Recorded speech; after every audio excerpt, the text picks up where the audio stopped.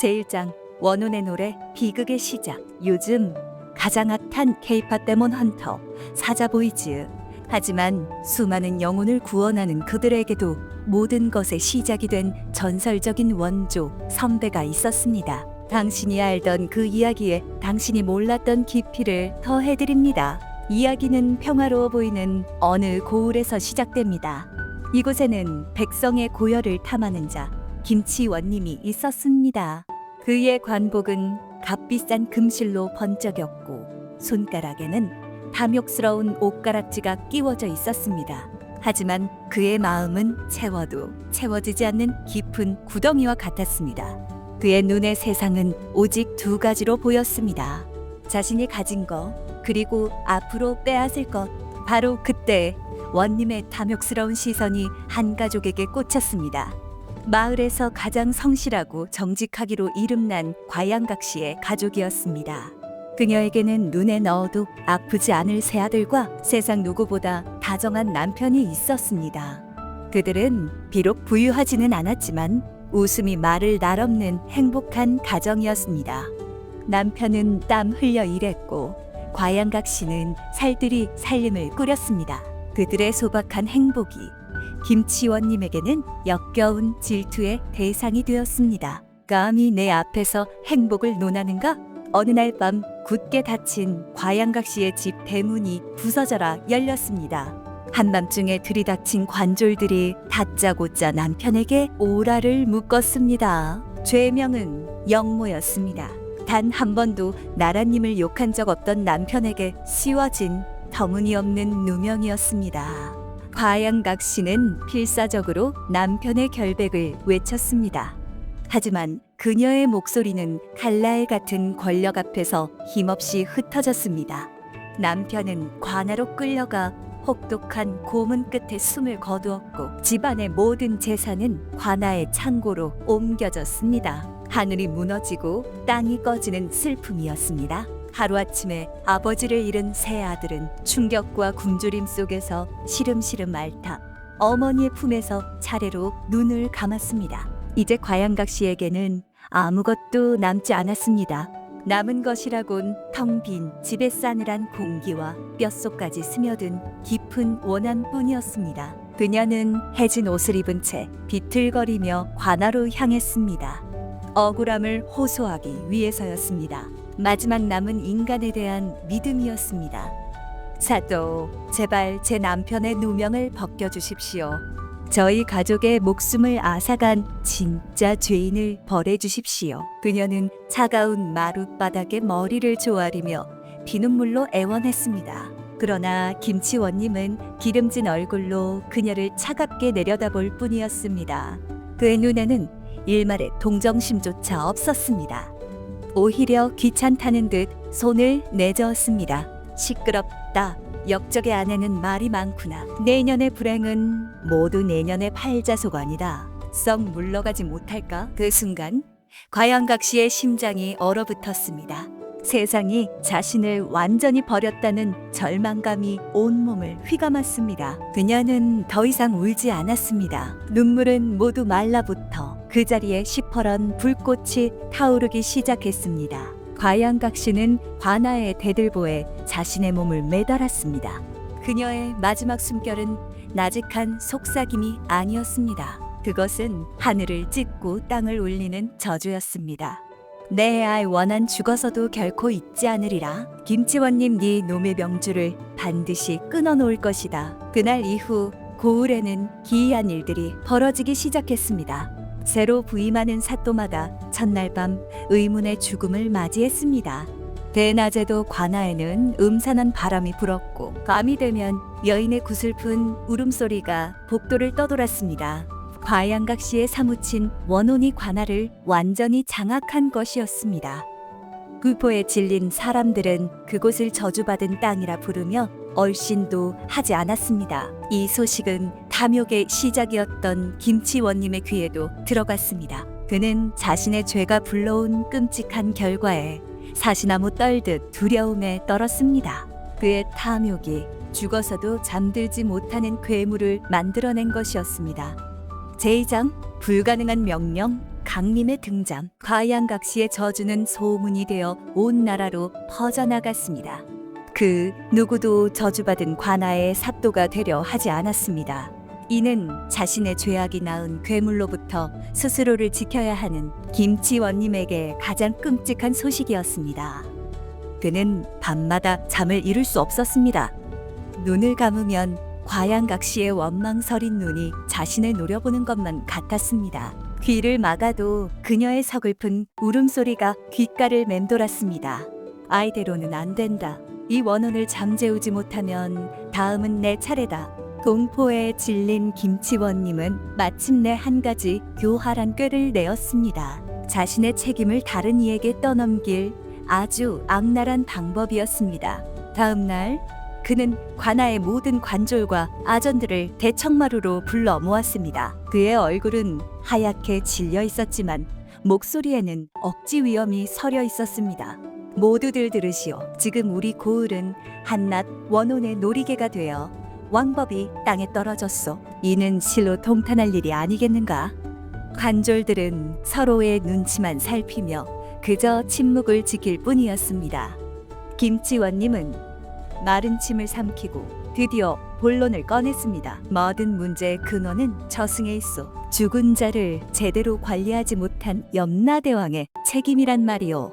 실로 어처구니 없는 책임 전가였습니다. 그는 좌중을 둘러보며 날카롭게 소리쳤습니다.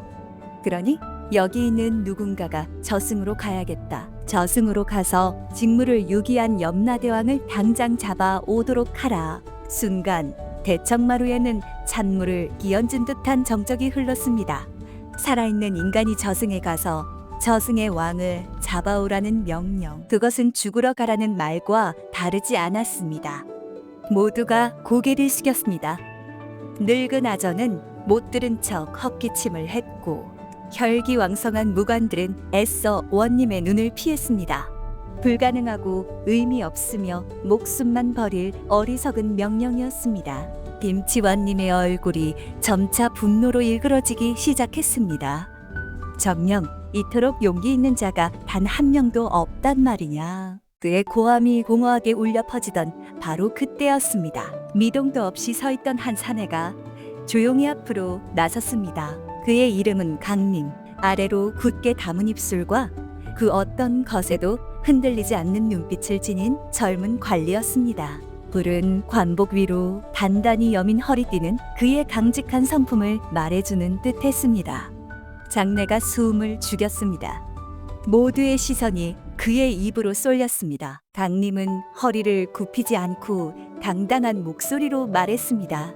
자덕, 그 명을 제가 받들겠습니다. 목소리에는 한치의 망설임도 두려움도 없었습니다. 김치원님의 눈이 놀라움으로 동그래졌습니다.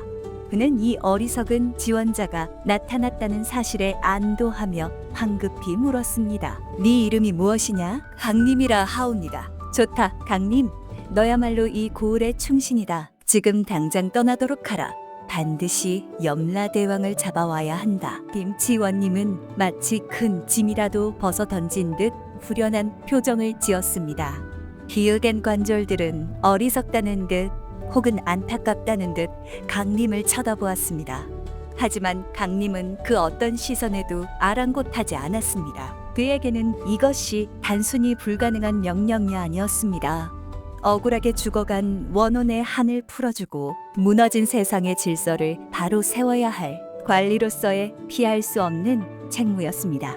그는 말없이 고개를 숙여 명을 받들었습니다. 그리고는 묵묵히 몸을 돌려 대청마루를 나섰습니다. 그의 등 뒤로 수많은 이들의 수군거림이 따랐지만 그의 발걸음은 한치의 흔들림도 없었습니다. 불가능한 여정은 그렇게 한 남자의 굳건한 책임감과 함께 시작되고 있었습니다. 제3장 저승으로 가는 길. 어머니의 지혜. 관아를 나선 강림이 향한 곳은 자신의 집이 아니었습니다. 그는 곧장 마을 어귀 낡고 작은 초가집으로 향했습니다.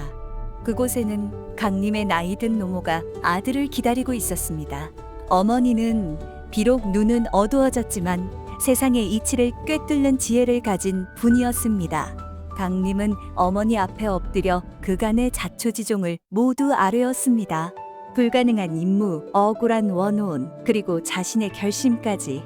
이야기를 들은 어머니는 아들을 나무라거나 말리지 않았습니다. 그저 말없이 아들의 강직한 눈을 바라볼 뿐이었습니다.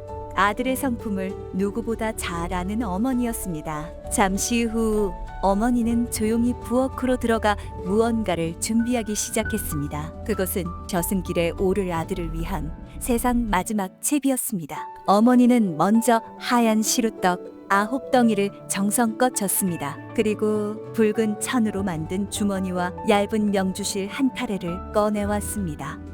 강림에게 그것들을 건네며 나지막하지만 힘있는 목소리로 말했습니다. 아들아, 네가 가는 길은 결코 쉬운 길이 아닐 것이다. 저승으로 향하는 길목에는 무서운 문지기들이 지키고 서 있을 게다. 그들 만나거든 절대 싸우려 들지 말고 이 시루떡을 하나씩 나누어 주거라. 그리고 이승을 떠날 때는 반드시 네 관복을 뒤집어 입어야 한다. 그래야 저승의 귀신들이 너를 동료로 알고 길을 비켜줄 것이니. 어머니의 지혜는 실로 놀라운 것이었습니다. 산자의 지식이 아닌 삶의 연륜이 빚어낸 깊은 해안이었습니다. 강림은 어머니의 말씀을 가슴 깊이 새겼습니다. 그는 어머니가 차려준 마지막 밥상을 물리고 큰 절을 올렸습니다. 어머님, 반드시 임무를 완수하고 돌아오겠습니다. 부디 그때까지 몸성히 계십시오. 강림은 어머니의 지혜를 품에 안고 마침내 저승으로 가는 길에 올랐습니다. 한 걸음 한 걸음 나아갈수록 세상의 풍경이 달라지기 시작했습니다. 푸르던 나무들은 잿빛으로 변했고 따스하던 햇살은 싸늘하게 식어갔습니다. 공기 중에는 살아있는 것들의 냄새가 사라지고 스산한 바람만이 맴돌았습니다. 이곳이 바로 이승과 저승의 경계였습니다. 강림은 어머니의 말씀대로 입고 있던 관복을 벗어 뒤집어 입었습니다. 그러자 신기하게도 주변을 떠돌던 정체 모를 그림자들이 더는 그에게 관심을 보이지 않았습니다. 얼마나 걸었을까. 그의 앞길을 거대한 철문이 가로막았습니다. 그리고 그 앞에는 소의 머리를 한 옥졸과 말의 얼굴을 한 옥졸이 버티고 서 있었습니다. 그들의 눈은 시뻘건 등불처럼 번뜩였고 손에는 날카로운 쇠몽둥이를 들고 있었습니다. 멈춰라, 산자는 이 문을 지날 수 없다. 우레와 같은 목소리가 강림의 귓전을 때렸습니다. 하지만 강림은 당황하지 않았습니다. 그는 조용히 품에서 시루떡 한 덩이를 꺼내 두 옥졸에게 공손히 건넸습니다. 옥졸들은 의심의 눈초리로 떡을 받아들었습니다. 그러나 이내 허겁지겁 떡을 먹기 시작했습니다. 떡을 다 먹은 옥졸들은 만족스러운 표정으로 서로를 쳐다보았습니다. 그러고는 아무 말 없이 굳게 닫혔던 철문을 활짝 열어주었습니다. 첫 번째 관문을 무사히 통과한 순간이었습니다. 강림은 쉼없이 걸었고 가는 길목마다 새로운 문지기들을 만났습니다. 굶주림에 지친 귀신들을 만나면 시루떡을 나누어 주었고 갈증에 허덕이는 영혼들을 만나면 맑은 물을 건네주었습니다. 강림은 힘으로 맞서지 않았습니다. 오직 어머니가 일러준 지혜와 상대를 존중하는 마음으로 길을 열었습니다. 수많은 관문을 지나 마침내 강림의 눈앞에 거대한 궁전이 나타났습니다. 검은 기와와 붉은 기둥, 그 위압감만으로도 주변을 압도하는 곳. 그곳이 바로 저승의 모든 것을 다스리는 염라 대왕의 궁전, 염라전이었습니다. 강림은 잠시 숨을 골랐습니다. 이제부터가 진짜 시작이었습니다. 그는 한낱 인간의 몸으로 저승의 신을 만나 단판을 지어야 했습니다. 그는 옷매무새를 가다듬고 조금의 망설임도 없이 염라전의 거대한 문을 향해 걸어갔습니다. 그의 작은 발걸음 소리가 고요한 저승의 대지에 선명하게 울려 퍼졌습니다. 역사는 이 순간을 필멸자가 신을 심판하기 위해 내디딘 첫걸음으로 기억할 것입니다. 문이 열리고 그의 앞에는 상상조차 할 수 없는 광경이 펼쳐지고 있었습니다. 저승의 왕 염라대왕이 그를 기다리고 있었습니다. 제사장, 신을 꾸짖는 인간, 염라대왕과의 단판. 염라전 내부는 끝을 알 수 없을 정도로 넓고 깊었습니다.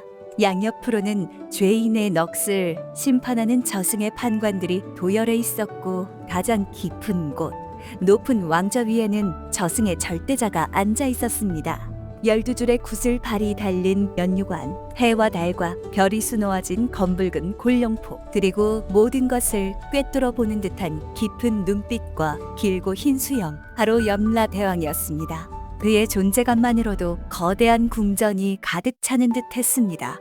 보통의 인간이라면 그 위험 앞에 무릎을 꿇고 말문이 막혔을 터였습니다. 하지만 강림은 달랐습니다. 그는 허리를 꼿꼿이 세운 채 왕좌를 향해 당당히 걸어 나갔습니다. 그의 눈에는 두려움이 아닌 굳은 결의가 서려 있었습니다. 강림이 왕좌 아래에 멈추어 서자 염라대왕의 나직하면서도 무거운 목소리가 울려 퍼졌습니다. 네가 바로 이승에서 온 강림이라는 자인가? 어찌하여 살아있는 몸으로 감히 이 저승의 심장부까지 발을 들였느냐? 목소리는 듣는 것만으로도 영혼을 떨리게 하는 힘이 있었습니다. 강림은 공손히 그러나 흔들림 없는 목소리로 답했습니다. 저는 이승에 관한 강림이라 하옵니다. 오늘 제가 이곳에 온 것은 다름이 아니오라 대왕께 죄를 묻기 위함입니다. 죄를 묻는다는 말에 염라전을 가득 채우고 있던 정적이 칼날처럼 날카로워졌습니다. 감히 필멸자가 신의 죄를 논하는 순간이었습니다. 염라대왕의 눈썹이 꿈틀했습니다. 죄라니 과인이 저승을 다스린 이래 단 한 번의 실수도 없었거늘 네놈이 지금 무슨 말을 하는 것이냐? 강림은 조금도 물러서지 않고 품에서 과양각시의 억울한 사연을 꺼내 들었습니다. 그는 탐욕스러운 사또의 죄악과 그로 인해 한 가족이 어떻게 무너져 내렸는지를 똑똑히 밝혔습니다. 그리고 원혼이 되어 부천을 떠도는 과양각시의 한 맺힌 절규를 토해냈습니다. 한 여인이 이토록 처참하게 죽어 원혼이 되었는데 어찌하여 저승은 그녀의 넋을 거두어 한을 풀어주지 않으셨나이까? 죽은 자의 억울함을 살피고 원한을 풀어주는 것이야말로 저승의 본분이 아니옵니까?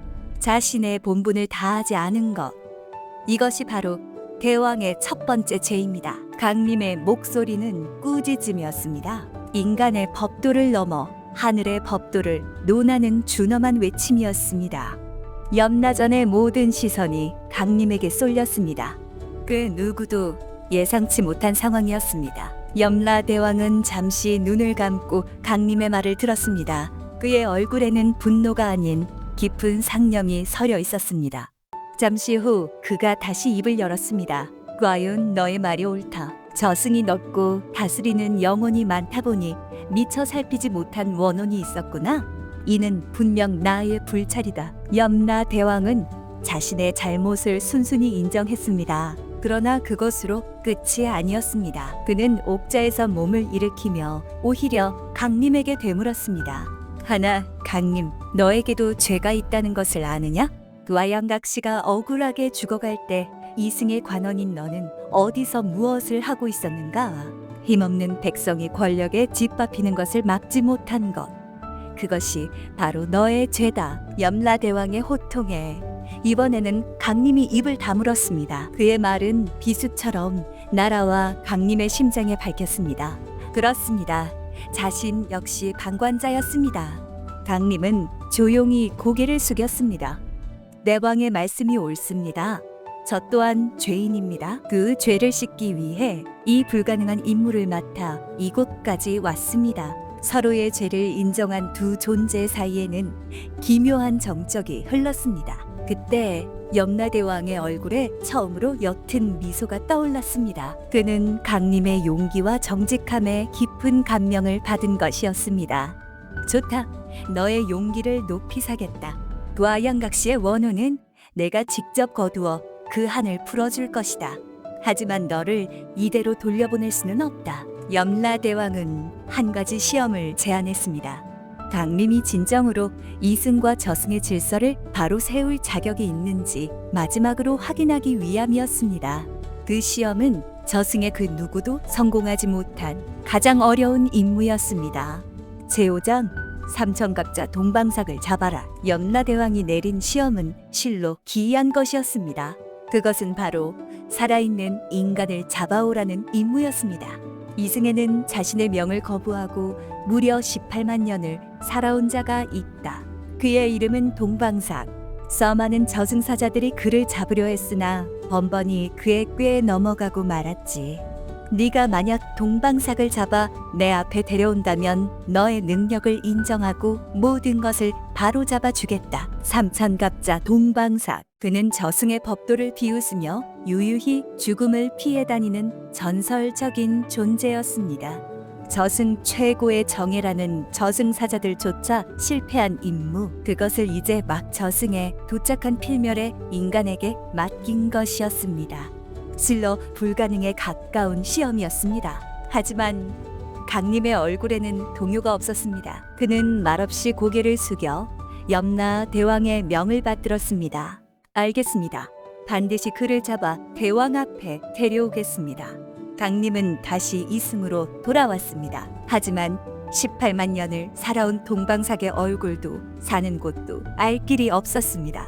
막막함에 잠겨있던 강림의 뇌리에 문득 어머니의 얼굴이 스쳐 지나갔습니다. 그래, 어머니라면 분명 답을 알고 계실 것이다.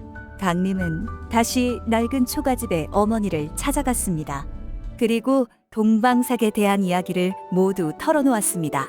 어머니는 이번에도 아들의 말을 묵묵히 들어주었습니다. 그리고는 부엌으로 들어가 검은 숯 한 자루를 들고 나왔습니다.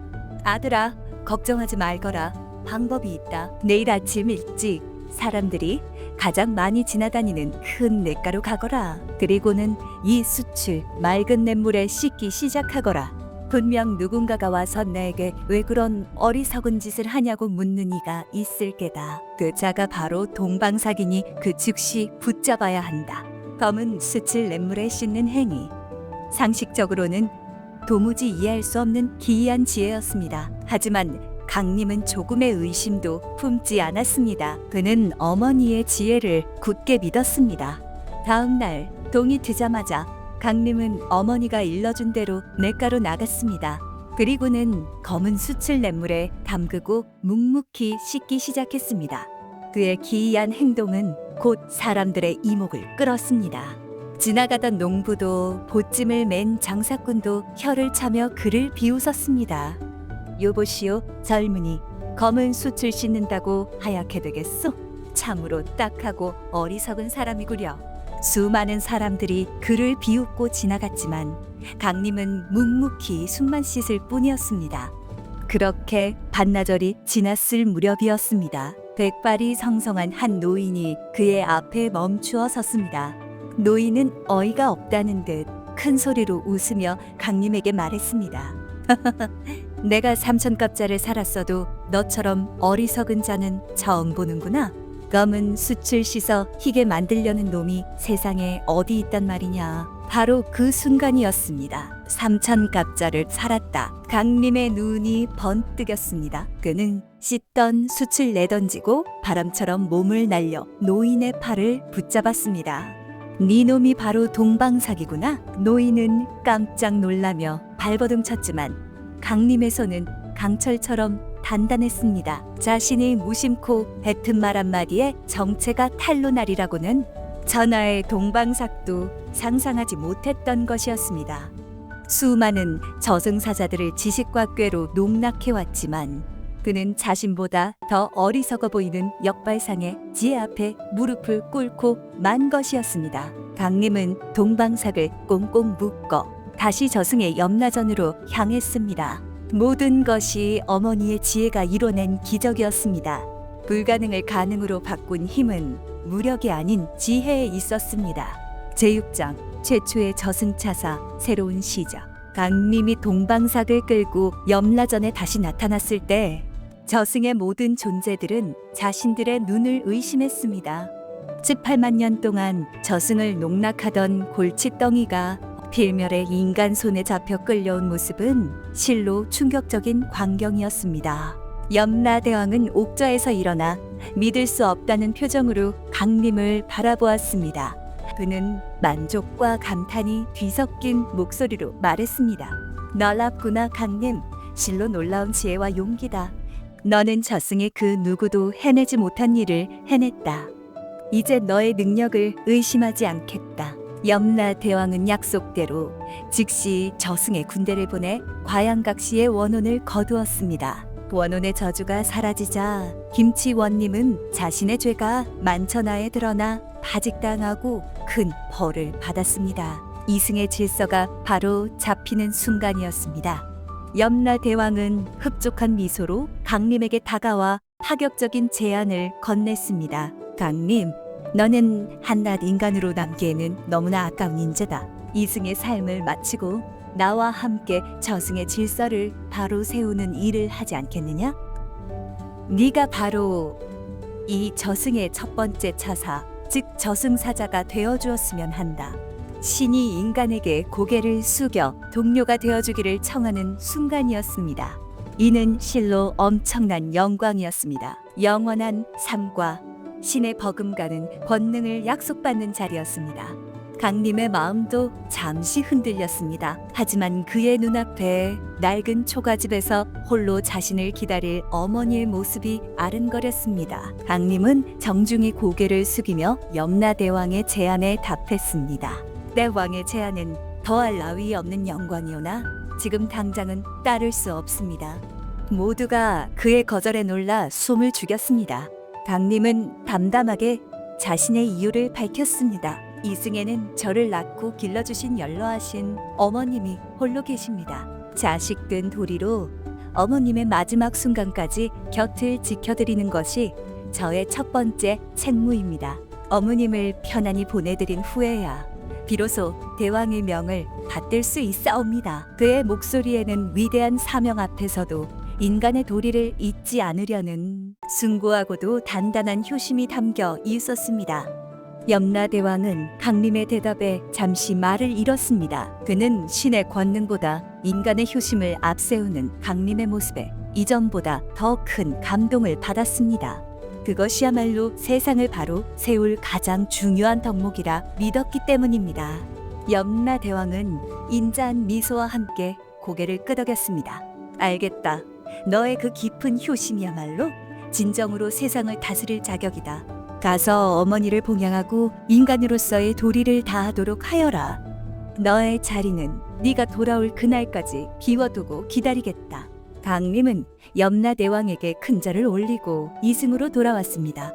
그는 그 후로 오랫동안 지극한 효성으로 어머니를 모셨습니다. 그리고 마침내 어머니가 평안히 눈을 감으시던 날, 강림은 약속대로 스스로 저승의 문을 열고 염라대왕 앞에 섰습니다.